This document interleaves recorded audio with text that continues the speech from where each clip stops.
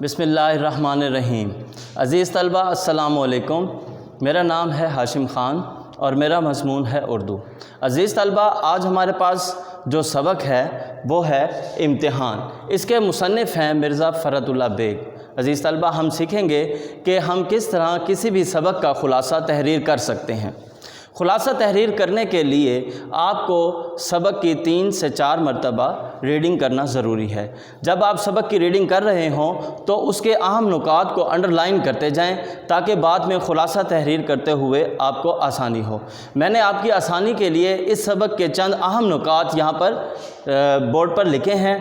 امید کرتا ہوں کہ آپ ان کی روشنی میں خلاصہ لکھنے کے قابل ہو سکیں گے۔ دیکھیں، سب سے پہلے جو میں نے ٹاپک لکھا، امتحان کا مفہوم، لا کلاس میں داخلہ، منشی صاحب سے دوستی، امتحان کی تیاری کے لیے الگ کمرہ، امتحان گاہ، والد صاحب کی تشریف آوری، نگران کا کھڑے رہنا، امتحان کی مشکل ہونے کی شکایت کرنا، پاس کرنے کی سفارش، امتحان کا نتیجہ۔ عزیز طلبہ، اس کا خلاصہ کچھ یوں بنے گا کہ مصنف نے امتحان کا مذاق اڑاتے ہوئے کہا ہے کہ لوگ امتحان سے گھبراتے ہیں لیکن وہ امتحان سے ہرگز نہیں گھبراتا۔ اس کی وجہ یہ ہے کہ امتحان میں صرف 2 ہی صورتیں ہوتی ہیں، فیل یا پاس۔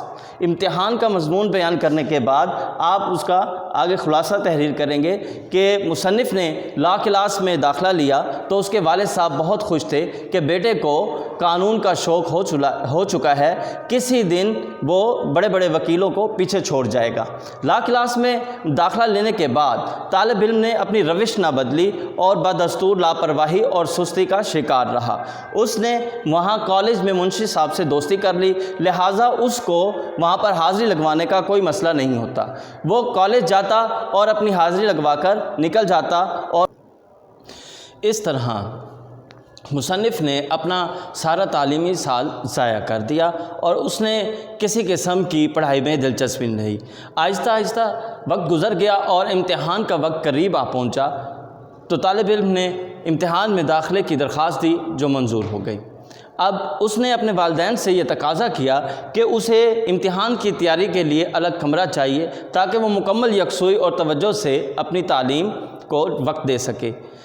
اس کی فرمائش پر اسے الگ کمرہ دے دیا گیا، مگر اس کی سستی اور کاہلی پھر بھی ختم نہ ہوئی۔ وہ شام 7 بجے سے ہی کمرے میں سو جاتا اور صبح 9 بجے آرام سے بیدار ہوتا اور پڑھائی پر کوئی توجہ نہ دیتا۔ آہستہ آہستہ وقت گزرتا گیا اور وقت یہ آ پہنچا کہ وہ ایک دن امتحان گاہ میں پہنچا ہوا تھا۔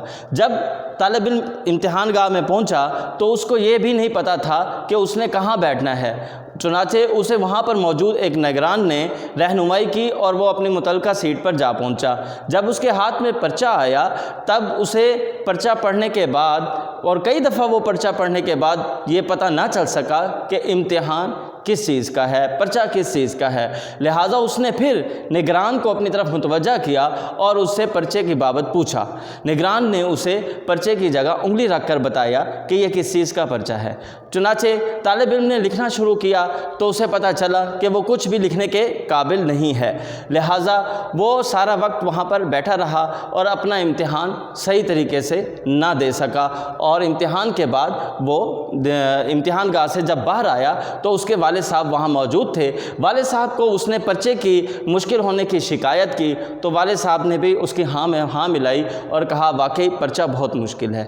یوں وقت گزر جاتا ہے اور تمام پرچے دینے کے بعد اس کے والد کو یہ خیال آتا ہے کیوں نہ اس بچے کی سفارش کی جائے تاکہ یہ امتحان میں کامیاب ہو سکے۔ چنانچہ وہ ایک ممتحن کے پاس جاتا ہے اور اسے کہتا ہے کہ میرے بچے کے امتحان ہوئے ہیں، آپ مہربانی فرمائیے۔ تو وہ آگے سے ہنس کر جواب دیتے ہیں کہ امتحان تو آپ کا بچہ دے اور مہربانی میں فرماؤں، قبلہ اسے کہیں وہ خود ہی اپنے حال پر مہربانی کرے۔ چنانچہ جب امتحان کا نتیجہ آتا ہے تو طالب علم بری طریقے سے فیل ہو چکا ہوتا ہے اور کسی نے بھی اسے کوئی نمبر نہیں دیا ہوتا۔ اس طریقے سے امتحان کا جو خلاصہ ہے طالب علم وہ آپ کمپلیٹ کریں گے اور اس کو لکھنے کی کوشش کریں گے۔ عزیز طلبہ، اس سبق کو دوبارہ سے آپ ریڈ کریں، اچھے طریقے سے پڑھیں اور اس کے اہم نکات کو لکھ لیں۔ لکھنے کے بعد آپ اس خلاصے کو تحریر کرنے کی کوشش کریں، انشاءاللہ یہ ایک اچھا خلاصہ تحریر ہو جائے گا۔ عزیز طلبہ، اس کے علاوہ آپ نے ہوم ورک میں اس سبق کے مشقی سوالات کو بھی کرنا ہے۔ آئیے چند سوالات میں آپ کو پڑھ کے سنا دیتا ہوں جس کے جوابات آپ کو اس سبق میں ملیں گے، آپ وہاں سے بھی اس کی مدد حاصل کر سکتے ہیں جواب ڈھونڈنے میں۔ پہلا سوال ہے، مضمون نگار کو امتحان سے گھبرانے والوں پر ہنسی کیوں آتی ہے؟ اس کا جواب ہے، مضمون نگار کو امتحان سے گھبرانے والوں پر اس لیے ہنسی آتی ہے کیونکہ امتحان میں تو صرف دو ہی صورتیں ہوتی ہیں، یعنی فیل یا پاس، تو لہٰذا گھبرانے کی اس میں کوئی بات نہیں۔ مضمون نگار نے کون سا امتحان دیا؟ مضمون نگار نے قانون کا امتحان دیا۔ مضمون نگار نے امتحان دیا تو کیا نتیجہ نکلا؟ مضمون نگار کے امتحان کا نتیجہ فیل نکلا۔ مضمون نگار کے والد نے اسے کس طرح تسلی دی؟ مضمون نگار کے والد نے ممتحنوں کو برا بھلا کہا اور اسے کہا کہ اس سال نہیں تو اگلے سال صحیح، کب تک آخر بے ایمانی ہوگی؟ لہٰذا یہ مختصر جوابات آپ اس سبق میں سے پڑھنے کے بعد حاصل کر سکتے ہیں۔ اس کے بعد دیکھیں سوال نمبر 4 ہے، واحد الفاظ کی جمع۔ واحد الفاظ کی جمع: امتحان، امتحانات، خیال، خیالات، مشغلہ، مشاغل، وکیل، وکلاء، ممتن، ممتحن، تدبیر، تدابیر، مضمون، مضامین۔ اس کے بعد سوال نمبر 6 دیکھیں، درست جواب کی نشاندہی کرنی ہے۔ بندے پر امتحان کا اثر نہیں تھا، رتی برابر۔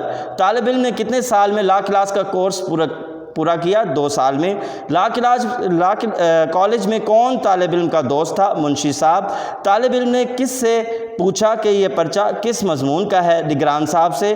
طالب علم کتنی دیر میں کمرے سے باہر نکل آتا؟ طالب علم آدھا گھنٹے میں کمرے سے باہر نکل آتا۔ عزیز طلبہ، اس سبق کو بار بار پڑھیں، اس کے اہم نکات اپنے ذہن میں رکھیں اور اس کے مشقی سوالات کو اپنی کاپی پر درج کریں۔ امید ہے آج کا لیکچر آپ کو سمجھ آ گیا ہوگا۔ اگر اس کے بارے میں آپ نے کوئی سوال پوچھنا ہو تو آپ مجھے واٹس ایپ یا ویڈیو کال کر سکتے ہیں، انشاءاللہ میں آپ کی رہنمائی کروں گا۔ والسلام۔